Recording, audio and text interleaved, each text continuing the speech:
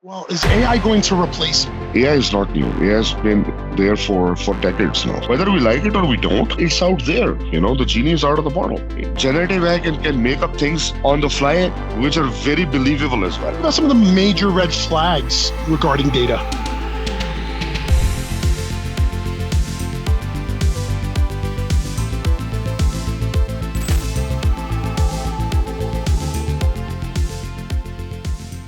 Welcome to Decoding AI, an AlphaBold podcast. This is the show where we unravel complexities of artificial intelligence, explore its impact on the business world. I'm your host, Kinan, and in our very first episode, we're tackling a crucial topic for any business thinking about AI. Plug into AI, what your business needs to know. I'm thrilled today to introduce my co-host, Sam Khan. We both work at AlphaBold. He is the master of all things AI and all things Internet of Things. And I'm so thrilled to have him on with me because I know virtually nothing about this topic and I have so many questions. How's it going, Sam? Yeah, absolutely. So great to be on this podcast. And I'm looking forward to having an interesting conversation, to say the least. When it comes to AI, it's really easy to get caught up in the excitement around it, right? But jumping in without a clear understanding or strategy can lead to things like wasted resources and really unmet expectations. I've been a victim of this myself, right? As a marketer, I'm sure you have. I know we've worked with clients who have been kind of victims of this. So let's start with something really fundamental. Why is it so important for businesses to do their homework before implementing an AI solution? That's a very good question, by the way, and something that we discuss with our customers and prospects all the time. So there is a lot of hype that's built up in the industry, as everybody knows, especially with the advent of generative AI. By the way, just like taking a step back here, AI is not new. AI has been there for decades now. Some people say it started in 50s, and then it has always had its place in the academia. But in the recent times, you see its applications in the business world too, as well as in the consumer side of things. But those were not like very cool things. They were functional, but not something that could hit you. For example, Google came up with its own email junk classification system that was using AI in the background. People wouldn't care about it, right? And maybe even like recommendation engines and whatnot. It was only when ChatGPT hit, everybody got swayed by it. That hey, look at this AI which is talking back to us, right? And it was like a moment of realization. In my opinion, I think it's a watershed moment. But like fast forward. Today, people are saying there's is the year of agents though. Well, I'm of course unpacking, but in a double quick time though. But to answer your question with this context though, it's very important for people to, or even for businesses to differentiate between separate the signal from the noise, as they say. That's very important because AI can mean a lot of things. AI can mean, and there's a lot of fluff also, but the key thing is to be able to understand exactly what it could do for you. So start with something that is kind of like a use case that could help you doing your work or executing a process in a much better, streamlined or more in a more efficient way. I think that's a good start. So there is always some level of an assessment that has to happen. But before you do that, it's very important for the culture of the organization to be on board as well. It starts from the leadership essentially that hey, this is the direction that we want to go. There are always going to be people who are like the go-getters who want to learn about new things in the industry and whatnot. But I think the organizational mindset has to be.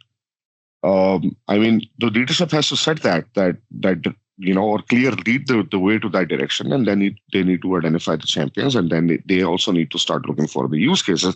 So there is some homework that has to happen, or you can bring in the experts from the industry, and they could help you identify all those low hanging fruits, as we call them, and those are like your opportunities, right?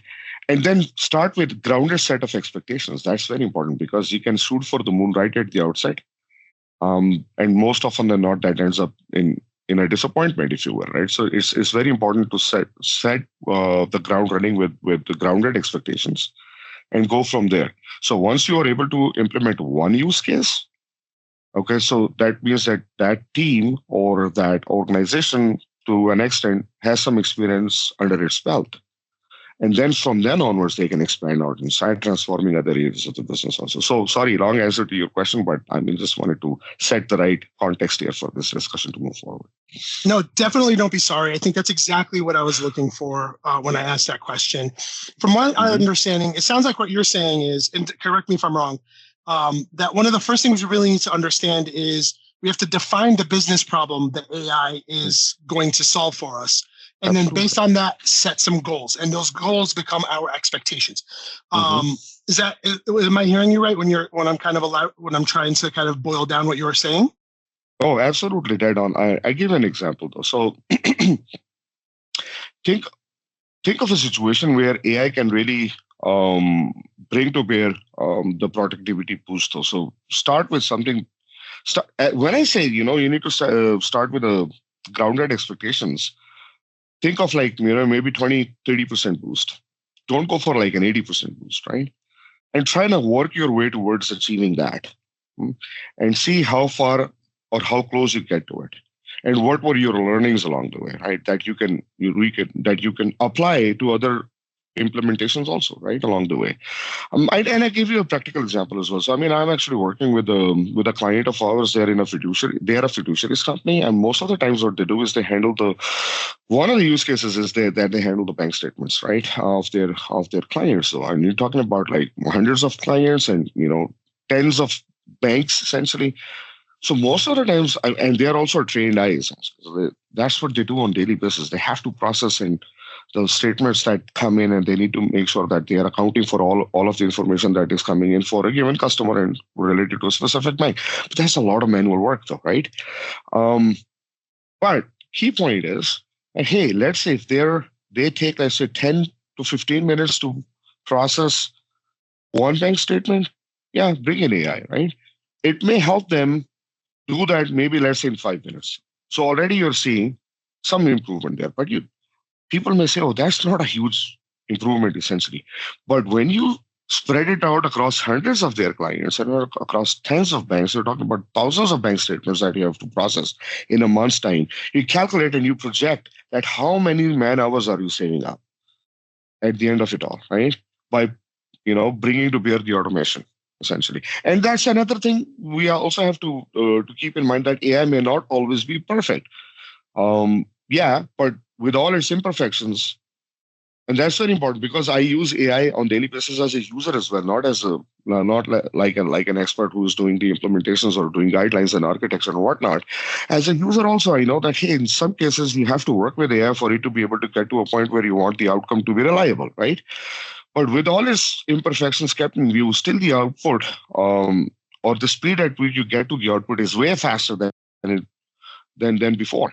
So yeah, I mean, coming back to this example where you bring to bear AI or AI-based automation to do the processing of the documentation or documents and what have you, you still are thinking about saving up a lot of man hours essentially. Also, rather than you start hiring more and more people and more staff for you to be able to continue doing whatever you do on daily basis, you have the same business process, you have the same business, but now instead of you having a lot of manpower or physical manpower around, you now have companions who are like parts or who are like agents who are helping you out doing the exact same thing that you would hire a human to do for you essentially. So it takes away a lot of overhead in that regard as well. I mean, I'm just giving you this as an example just to drive that point home. I mean, that's a really good sort of use case that you mentioned there. How can a business determine if AI is the best solution for their specific problem? Are there types of problems or technologies that would not maybe benefit from AI as much? All right. So I gave you one example of AI-driven automation. It's more on the agentic side of things, but searching is another one, right? So, and we are an organization, we are a business too. I mean, we work on projects day in and day out and across different industries, and some of those projects are also repeatable in nature, right? Because you do one implementation, you come up with another one, maybe 60-70% of that is exactly the same thing. You do one web application or mobile application, you keep doing it the same way over and over again. But over time, you keep making changes to the teams, new people come on board, old ones go out. It's life, that happens. There are certain new things also. And people forget about what they did in the past. I'm talking organizationally. So how do you bring to bear that information or that wealth of knowledge that you have accumulated over time, but that gets buried into your content management system in SharePoint, OneDrive, whatever backups you may have. Okay, so in those situations also you can bring to bear AI that could help you get to the level of information that you want in double quick time so that you can make a timely decision.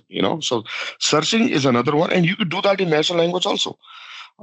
So the whole experience and searching, I was reading up maybe a few months back, or maybe listening into some nugget. I think it's attributed to Satya, and he was saying that search is the biggest business.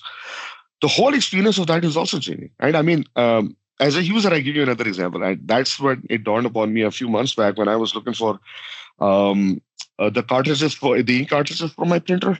I was in Walmart and I didn't know. I mean, there were a couple of options. I was a little confused whether those would work with my printer or not. So the guy who was working there, he asked me that, hey, did I need help? And I asked him, yeah, because I wanted to discuss with him which of the two should I buy. The guy said, oh, I work in the telecom section. I thought that you wanted me to get this out for you from the rack. And I said, no, I mean, I wanted to ask you a few questions. And that's when it dawned upon me, and I took a photo of that, uploaded that to ChatGPT. Luckily, I knew I had the name of the printer or the model number in my head, and I just asked the question that, hey, these are the options. Tell me which one is the most appropriate. I mean, this is a completely different experience of searching that I'm telling you about, right? Mm-hmm. I'm sure there are other creative ways also. I mean, I'm talking about like maybe 6-8 months back, right? And then I started saying, okay, I am in this specific Walmart, this aisle, this is the kind of product I'm looking for. Which aisle do I need to go to look for a specific kind of a product? So, I mean, it can do the searching behind the scenes for you, right? So searching is another use case.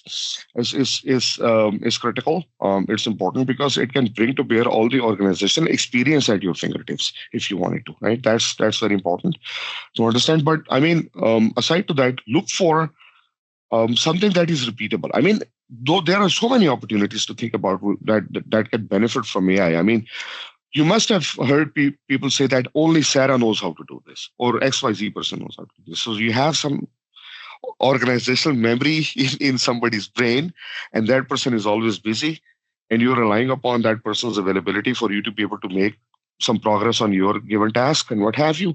Okay, so you can actually have an AI assistant that could help you. I mean, you cannot keep on hiring more and more HR people, for example, an army of them, right? So that would be another opportunity for you to think about. Aside to that, it's also very important that something that is always repeatable in nature, as I said before, is always a good candidate for automation. So anything that is repeatable and also manual in nature. Mm-hmm. So we talked about doing something related to processing the bank statements and the documents and the receipts and what have you. I mean, there is a lot that the accounting department does, which is manual in nature. Yeah, those are all good candidates. So, I mean, I'm just giving you a few examples, like searching something which is manual, which is repeatable, something which is in the minds of people who are very experienced in the organization, but you cannot clone them essentially. So they become bottlenecks. So you need to be able to think about ways and means for you to bring to bear their wealth of knowledge, but that too in a more highly available way, if that makes sense. Yeah. Those are awesome. Thank you. So it's just, and I wanted to kind of like summarize it because this is just how my brain works for the most part. So sure. I guess I picked up sort of like 3 really great sort of use cases that you mentioned for things that we can do to improve, things we can improve with AI, right? One, searching, right? I love that you use a real world example. And the irony of asking anybody at Walmart for any kind of help and expecting that you were going to get help means you're a very optimistic person. And, I really appreciate that about you, Sam. But what I really like to think about there is when I was thinking about it, is like in my own use cases, right? In the business world, in the world of marketing, being able to search through the vast amount of data that we have to parse through, or write databases, looking for content on our website, for example. We have a website that has almost 1,000 different pages and blogs across several websites. And so using AI to kind of help us search through these things really quickly, I thought was really, really helpful and beneficial, and things we've really implemented internally. The next one is look for things that are repeatable, that we can automate. And that bank example you use is a really good one, right? This is something that happens over and over and over again. And if we can eliminate 66.6% of the time that it takes to complete it, that's amazing, right? And then the last one is, this is a really interesting one because I really honestly have never thought about it, right? It's like, company knowledge, or just like using it as sort of like a tool to cross train people to eliminate bottlenecks, right? And I can say from my own example, and I'm sorry if I'm constantly using my own examples, but I can only relate to you as I am. We often have somebody might be out sick, they might be on vacation, and then all of a sudden this task or this marketing campaign comes to a complete halt because we need one person to be able to help us do that, and then we're scrambling to figure out how to do it. And so one of the things I do is I cross train my team. I make sure that there's always redundancy in our processes and procedures. And AI sounds like would be a really good way to, and I'm going to actually have to talk to you after we finish recording about how I'm going to do this on my own team, but it might be a really good way to actually cross-train my team and eliminate some of those bottlenecks and create more efficient redundancies across it. I love those use cases. Thank you so much for sharing that. No worries. But I just would like to add another one, which is also quite popular. It goes by the acronym of RAG, which is like, I mean, in America, everything is an alphabet soup. So it's retrieval augmented generation, which is a fancy way of saying that you bring to bear your own knowledge or your own knowledge base and have it run on a given LLM. So here is the thing. LLMs are trained on world's data, and they're very, I mean, their applications are very general purpose, right? So let's say, for example, if I want to inquire about something which is AlphaBoard specific, right? Let's say, I mean, I want to ask a question related to AlphaBoard's PTO policy for its onshore employees, right? If I go and ask ChatGPT about it or Claude, most often than not, I mean, that information is not publicly available. I wouldn't get the answer back out, right? That I'm looking for, because that information is not in its training set, though, the LLMs. And the LLMs also have a cutoff time, though. So I'm not exactly sure about what the cutoff time of ChatGPT is as we are, I mean, from now on, because we are recording now. Maybe it's like a few months older, right? So how do you bring to bear the latest information and also your own organization information? So how do you mix and match? How do you make LLMs aware of your information or your company's information? I mean, so RAG is actually a very smart way for LLMs to know about your organization's data. So for example, if you ask that same question, and in addition to the knowledge that LLM already has, you look up that information from the documentation that is already there in your OneDrive, SharePoint, wherever. You retrieve that chunk of information on the fly, append that to your query, run that on the LLM, you get the response back out. That is very specific to your own organization's information, right? So RAG, that's again is kind of like a very smart searching type of a use case. But that actually is also very useful, right? And another example, which is also very relevant. I mean, I was consulting for a company a couple of months back. They were in the executive hiring business, right? So their value add was to get the required candidate and have that person hired in the organization that is contracting that company, right? And they were specializing in specific industries, especially on the commercial real estate side. And think of them as if they were like hiring or HR company, right? So their users, they were not very tech savvy though, but they were also retired executives from the same industry vertical. So, and they were thinking that, hey, most of the times, their users who are actually trying to scour the candidates for the open positions, they spend most of their time trying to find the candidates rather than engaging those candidates right away so that they can reduce the time to hire significantly. So they said, okay, we have actually curated our own database by getting all sorts of information from LinkedIn, from other sources, from the resumes or the marketing campaigns that they launch and the resumes that they get back in response to those. So they already have a curated data set of sorts, but they didn't have a smarter way for that data to become available to their users essentially in double quick time. And that also, so the idea was that we could do natural language queries. And hey, find me somebody who has 15 years or more experience in commercial real estate or maybe greenhousing in Chicago. And if this information is already available in their system, you get a list back out. And the AI should also maybe add another column saying, okay, this is the reason why AI is suggesting that specific candidates, so that their user can go and start engaging that candidate rather than looking for that candidate all over the place. So again, searching example, but that done in a very smart way, and also brings to bear a lot of productivity boost in the whole business process end to end. That's amazing. Honestly, that's not even a use case I ever really thought about. And kind of like creating your own infrastructure or creating your own database and things like that.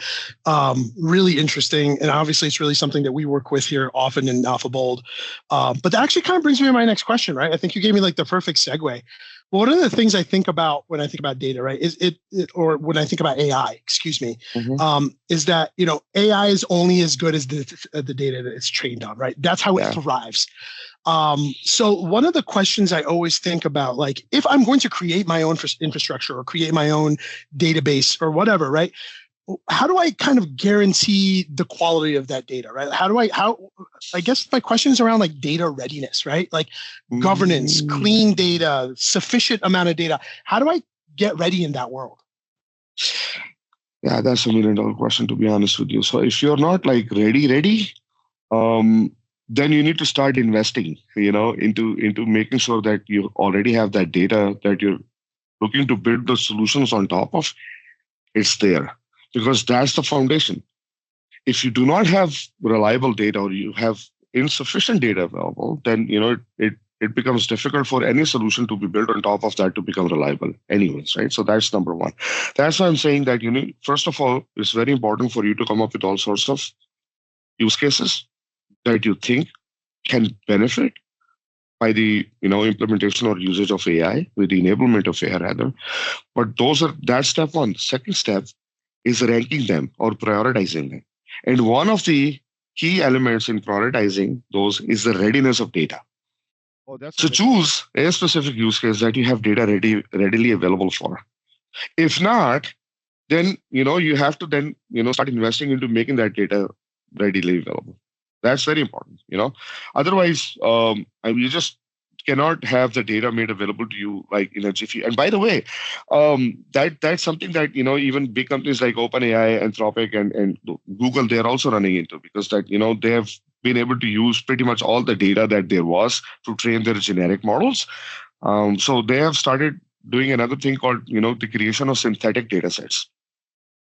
So just so that they can keep on feeding the machine about new use cases, essentially. So they create newer type of data sets synthetically. Those are not like real data created by real humans, essentially, but they require that level of data for their models to be trained on specific type of use cases, essentially. But for most organizations, it's important that they need to put or they need to basically strategize in making the data available or ready for AI, though, and that's it's supremely important, because most of the organizations, data is all over the place. You're talking about, it's locked away under all sorts of different permission rules, and that also is very important, because let's say if I'm like working in my department and I need some level of information which is confidential and that I shouldn't have access to, that also becomes a challenge too, that, hey, if you make all the data available for everybody, then the solution that is trained on top of that data is going to start answering questions to everyone that are not privileged to have access to that level of information also, right? So data is actually it can actually get very tricky, though. First of all, how do you make that data available? Then how do you do the governance on top of that? And what are the security considerations? What type of questions does it need to answer, right? And then you also have to like pre-prompt your system that, hey, it has to look for those things before it starts answering questions. And there is another nugget which is also very important, that because generative AI can make up things on the fly which are very believable as well. Also known as hallucinations. So you also have to like pre-prompt it somewhat, asking or letting the model know that, hey, if you do not know the answer to that, just say that you don't know the answer to that, rather than make something up. So there are so many different levels that you have to consider as far as your data readiness is concerned. So one thing is sourcing the data. The other thing is making that data available for training, essentially. Third thing is, what are going to be the governance and security considerations, essentially. And then you start doing the experimentation on top of that and making sure that your prompts or your system is already configured to the level possible that it's giving you reliable information and not making things up. I mean, it can still falter occasionally, but that's with AI. It can never be 100% accurate. But you need to do your due diligence to make sure that you take your data to a level where it becomes reliable, secure, available, and all those things before the solution that is AI enabled that's built on top of that data is providing value to you. I hope that I answered your question, but I mean, yeah, those are some of the considerations that come to my mind at least. I mean, you definitely answered my question. You also scared me, I think, a little bit, because I think one thing that I kind of get used to in my line of work is working with just incomplete or sometimes poor data and trying to figure things out around it. So, it sounds like if we want to implement some sort of AI, we need to make sure that the data that we're training the AI on is as close to perfect as we can possibly get, right? Yeah. And I'm used to working in a world where finished is better than perfect, but it sounds like AI probably needs a little bit more than that, if I'm hearing you correctly. Well, I mean, you have to do whatever you can essentially to make sure that you're giving yourself or your organization the best chance of succeeding at that specific initiative, whatever initiative that they're undertaking, which relates to AI. So, of course, I mean, the more the better. But here's the thing, though: it can never be 100% there. So again, so reliability is something which is also very subjective, right? So back in the day, when generative AI was not the brouhaha. So let's say if you're doing, I don't know, some AI to do the sentiment analysis of a given product's review, well, okay, if you're saying that, hey, it's 80% positive, the reviews or the results of my marketing campaign and people are liking it, you can live with it. Maybe that's your KPI though, that, hey, I need to see whether my product is 90% received positively or my campaign was a successful one. I mean, that would be one KPI though. If you're talking about, let's say, something which is related to medical equipment, or maybe let's say something which is related to predictive maintenance on a hardware device, even like 90% accuracy, that, hey, it's the AI card became a whisperer of your equipment's performance in real life. If it's 9 times out of 10 predicting the need for repair work ahead of time, may not be good enough, because 9 times, at least one time out of 10, it will falter, and the ramifications of that could actually be quite expensive, right? Could be quite costly, and that is true for even for the kind of specialized or narrowly defined use cases in medical science. And those use cases, you also have to be very careful about the level of reliability. So it depends on what type of use case are you trying to handle by bringing to bear AI, essentially. Sure, absolutely. I mean, definitely medical sounds a lot more serious than marketing, right? Yeah. I think I can probably make those mistakes. I don't think a doctor or a hospital system can, for sure. I mean, I guess building on that topic, tell me about some of the major red flags regarding data, right, that you've seen in your line of work, right? When you work with these clients, what are some just big red flags that say, hey, we need to pause, we need to address this before we keep moving on, before we continue building or training or using this AI model? It all relates to the completeness of data. Okay, so that's the first step. So we were consulting for a customer of ours, big giant name in the food and beverage world. They were getting data from all sorts of places, right? I'm talking specifically about, and I'm also giving examples along that so that people relate to those, rather than just talk about fancy stuff and become very dense technically and also academically. But it's better that we align those things more towards the real life use cases now. So anyway, coming back to the example though, so I'm specifically talking about sales forecasting. So talking about the product that eventually gets consumed over at the retail side of things, right? So you're talking about retail chains like Walmart, like maybe convenience stores like Circle K, or maybe MPM, Arco, what have you, or Shell. So that's where the product is getting consumed, right? So that's one data point, getting the data in from the actual retailer system. So that is going to come in, it's going to be in its own format, essentially. Then they were also like, the product that they were producing gets to a distribution network though. So that becomes another touch point though. So it's a whole supply chain, right? So from the manufacturing all the way out to the distribution to the retails. So from the manufacturing to the distribution, I think they used to call them shipments, and then from Then on all to retail was depletion, and from retail, eventually the consumption of that was at the actual sale realizing, right? So you're talking about such a big, vast network here with so many parties involved, so many data points, and they were getting data from all sorts of places, and they were also conducting surveys as well. That hey, so the whole idea was to identify voids. Voids is like the opportunity where they can sell more product. So let's say if their competitor is selling in a specific area, which had specific demography and also at like specific weather condition, because in summers the consumption goes through the roof versus in other times of the year essentially. So you're talking about all sorts of data that is coming from surveys, that's coming from their distributors, that is coming from their retail partners, chains and whatnot. Nightmare to get that data into a consistent view so that you could build solutions or AI on top of, right? So integration of that data is very important, right? And no data is perfect, can never be perfect. So what about those situations where you do not have any data available? Maybe the system was down, maybe somebody in mom and pop stores, I don't know, maybe people are still maintaining, ledger on notebooks, and I'm not sure what.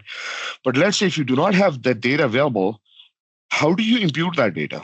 That becomes another thing. Do you take an average of whatever else is happening around that time of the year, so on and so forth? You can also do machine learning algorithms for you to be able to identify the data that is missing essentially, right? So that becomes another specialized area. So data integration is important.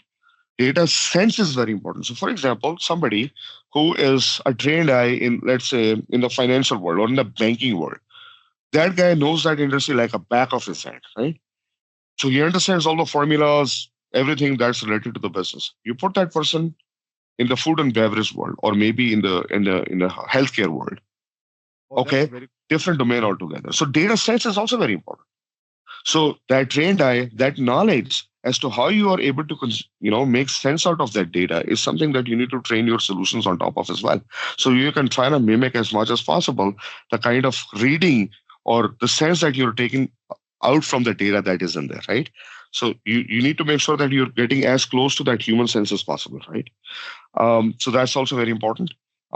As far as red flags go, the third thing is how do you make that data available? I talked about governance a lot, right? So it gets stuck in silos. Okay, so how do I make that data available? Okay, I'm a finance department. I need to have access to the HR data, or I'm HR department. I need to have access to the finance data. How do I get around that? Okay, I need to get approvals. I need to go talk to that person, get the things done in days' time. How do we make sure that there is a proper process in place for that data to become available so that you can train a model on top of it and then give privileged access to whomever requires access to that level of information? So, yes, reforming your governance on the data is also something which is important, and a lack thereof is also a red flag essentially, right? Availability can be of many, can assume many forms. I mean, we're talking about data coming from different sources, files, databases. Technology is also can actually become a barrier too. So you need to make sure that you are harvesting your data in a way in which it becomes readily available for training purposes as well, right? So I mean, there are so many other things that I can talk about, but I'm just giving you a sense as to what should be some of the things that you should be on the lookout for whenever you think about undertaking a big AI related initiative. Let's talk about how we can define success. How do we, once we implement AI, right? We're using it, and we get adoption, right? We are in an ideal state where our data is as perfect as it's going to be able to get. Everything is clean. We've successfully decoded the value of AI. What kind of metrics can we measure, or at least start thinking about measuring, to define the success of our AI program? Oh, that's a very good question, though, because it justifies all the investment that needs to be made into a given initiative, essentially, right? So you're talking about ROI, and it can also take various forms, though. So one is doing simple maths, though, right? Where I can again share the same example in which you're shaving off hours. or you're shaving off the minutes essentially, right? And then you can do a projection that, hey, this amounts to those many man hours being saved. And, 1 man hour is equal to those many dollars, depending upon the industry standard or whatever, or salary scale in a given organization. And you can say, okay, this is the value that we're looking for. So I mean that's a financial consideration. And over a period of time, you can project that, hey, it's going to pay for itself over time. But after those many months, it will start to show us the value essentially, because before that it's going to make up for all the investment that we are putting into it. So that's a financial aspect, also very important. Otherwise it's just like a hobby project essentially, right? So it's very important for practitioners to be able to justify its value from a financial standpoint, definitely, because some of those services are not cheap. Talking about data and using all sorts of newer models, applications, agents, yada yada. So at the end of it all, you need to make sure that you're trying to surmount a challenge that is financial in nature. So that's number one. Number two, definitely, is from the adoption standpoint, though. So I mean that again could take various forms. It can be related to the retention as well. That, hey, the company that we work for has all the systems streamlined, rather than we have to go through the grueling bureaucratic mess to get things done, right? So if you already have things which are already automated, and they are there for you to make use of, yeah, I mean retention can be another thing that should be treated as a success metric. The other thing would also be related to your customer satisfaction, though. So I give you another example, right? So everybody may have experienced or encountered dealing with an IVR system, right? Or maybe whenever you make a call to some department, or maybe to a customer service of a given company. So they make you go through options like, hey, press 1 for this, press star for this, and maybe 0 for the operator. Most often than not, you end up talking to the operator, right? Because you're unable to get your answers, the answers that you're looking for just by going through the options, right? So that was like the first layer of doing the the conversational thing, making sure that people are able to get the answer that they're looking for, rather than hiring a team of people who are just there managing different calls coming through, inbound calls. Though the other thing was like doing the assistance, though, that, hey, what became of my order? And then the assistant can go in, an automated bot can go in and say, okay, you know what, this happened to your order, this is the status of it, so on and so forth. But you are the one who is initiating the conversation, and you're working with the assistant for you to be able to get to your answers. Now, third thing, that's where the agents are very important. The consideration of deploying agents. So rather than that experience being very passive, the agents can say, okay, I have identified the issue with your order. I've rerouted your package, and I've also applied the discount on that, the customer discount. Okay, so it becomes more autonomous in nature. So again, it's a customer service example. So if you have those type of technologies deployed, that can become a key success metric also. So it's not only about the financial side of things. Definitely one of the most important ones, but they can actually, the key success matrices can actually take various forms as well. Could be, as I said before, could be related to your employee retention, could be related to your customer satisfaction, could be related to so many other things as well. That's amazing. Okay, so I just want to, before we wrap up, I just want to reiterate, I got basically 4 key metrics that we should be measuring to measure our AI success, right? The first one, if I boiled it down to, we're measuring ROI, right? Sure. So our return on investment. And now I think what a lot of people don't think about is that ROI isn't just how much money we made. It could also be measured from how much money we saved, right? Correct. We saved a ton of man hours. We improved a process by 66.6%. We are saving man hours, which equate to money, which equate to revenue, right? Which is huge for a lot of companies. Second is measuring the level of adoption, right? How many people in your company or the percentage of people in your company are adopting the use of this AI who should be adopting, right? And then the second level to that you mentioned is the level of retention. Sometimes people will adopt something, use it for a short period of time, the novelty wears off, and then they kind of go back to their old ways. So the second measure, and I think this is more of like this is the difference between a lagging and a leading indicator. The lagging indicator here is the retention. After a certain number of months, years, weeks, whatever, how many people who have adopted it are continuously using the AI, right? And then the last one, using it for customer satisfaction. This is where you mentioned, right, kind of being able to measure if we're using things like AI agents and automating processes and making things easier for our clients and customers, right? Making things faster, responding to them quickly, not making them jump through hoops, because AI can help smooth a lot of that out. And if they're satisfied, we should be able to see that in something like their NPS score, for example. Absolutely, you're dead on. Yeah, you summarized that succinctly. Yeah, absolutely. And the other thing, which is also very important, and I would like to emphasize a lot on that aspect here, is to use AI. The more you use it, the more you get better at it. There is no other, and people who are not using it, they are doing so at their own expense. It may sound very direct though, but that's the reality. Whether we like it or we don't, it's out there. The genie is out of the bottle.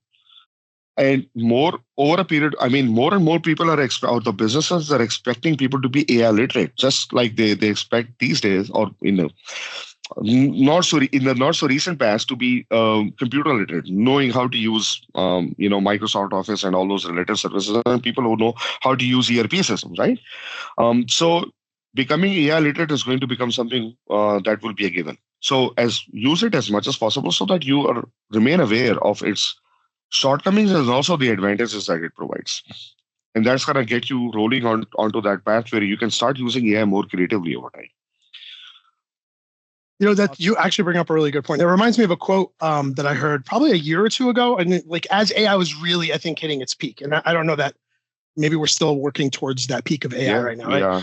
But there was a lot of talk about, well, is AI going to replace me? I'm worried about my job, right? As a marketer, as a developer, as an engineer, is AI going to be able to take my job? And then I saw, I think, a quote online. Somebody said, no, AI is not going to take your job, but somebody who knows how to use AI really well will take your job.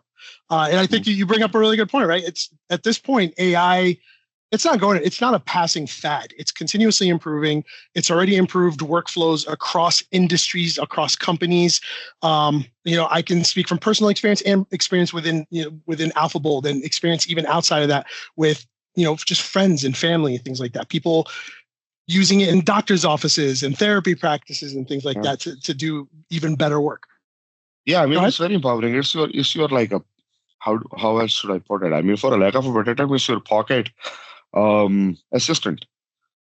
Whether you're looking for recommendations for dining options, or you're confused about something and you need to go and double check something, again, searching type of a thing, of a use case. So at the end of it all, whatever assistance that you require on any given topic, you can bring to bear AI for it to be able to help you.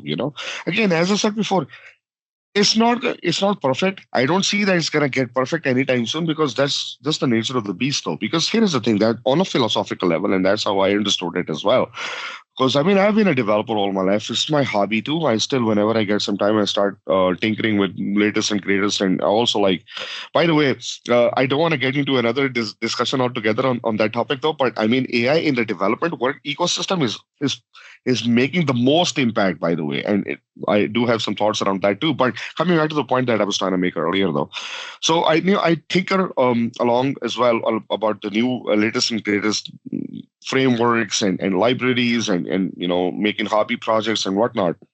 So AI is definitely helping out in this regard as well. So I'm just saying that use it as much as possible in your own line of business. And for a while now, I've created a mantra for myself that, hey, rather than I just doing the work that I'm used to doing for decades now, I'm just gonna do prompting. Yeah, sometimes it becomes frustrating also that, hey, I don't understand how am I going to make this, tool aware of what I want this to accomplish. But the more you do that, the more you get better at it. Just like Googling is a skill. Some people are way better at it than other people. Prompting is also a skill. And the other thing is, from a philosophical standpoint, when you do development is very logic driven. Whenever you're programming something. So it's, for example, if this, then that. So you're doing a process. It's a series of instructions. And if you get everything done properly, then it works without requiring any change to it. Right? I mean, I'm just talking about uh, theory here, or maybe a perfect world example, because there are always bugs. But the whole idea is that it's predictable. You know exactly the kind of instructions that you're feeding into the logic, right? Data-driven solutions are very different, though. They're philosophically different. They are there. They are out there in the environment. They're learning from that. That's your data. That's awesome. And if you're trying to force your will on it, that's awesome. Then the outcome of the AI model is going to be overfed. It's not going to be reliable. Awesome. So it is something which is very different from something that you're thinking about developing in a logical way versus something that is learning from the environment essentially before it's giving you the results back out. So, it's a little different from a traditional development work as well. That's the reason why it cannot always be 100% accurate, though. But what it's giving you is a massive head start. I think that's the key word here. So whenever you're having a writer's block, when sometimes I do hobby blogging too. Okay, what do I do? So you start working something with AI, so it's giving you feedback, and after a while you're in that zone, and you're off to the races. Or when you are stuck on something that's not making sense to you, already you have a pocket, researcher, or let's say your partner, and you start working with that, and start giving you feedback, and you're off to the races again. See, this is the head start that it provides you, and that head start has real value. It may not be perfect, but it's going to get you out the door way faster than you would have otherwise. And that's that advantage that it gives you. And that, I mean, from a philosophical standpoint as well, I mean, then you can actually boil it down to all sorts of matrices and KPIs and whatnot. That's awesome. Yeah, I love that. Great philosophy. I think I live by that myself. Completely agree with it. Okay, before I wrap up this episode, I want to give you the opportunity to tell our audience if they want to reach out to you, if they have any questions, what's the best way to reach you? Oh, absolutely. I mean, you can reach out to us on our socials. I maintain active presence on LinkedIn. Be sure to share the information out at the end of this podcast. So LinkedIn is a good way because I use that regularly, and definitely our socials on our AlphaBolt socials that you can use to reach out to me essentially. Excellent. We'll put all that information down in the description wherever you find your podcast or watch this video. So that's it for this episode of Decoding AI, an AlphaBolt podcast. If you found this discussion helpful in understanding the foundational aspects of AI adoption, please subscribe, leave us a review. We'd really appreciate it. It'd really help us out. And you can connect with us, of course, as Sam said, so amazingly, on our website, alphabolt.com, through our various socials. We'll include everything down in the descriptions below. And join us next time as we continue to decode the fascinating world of AI. And until next time, thanks for listening.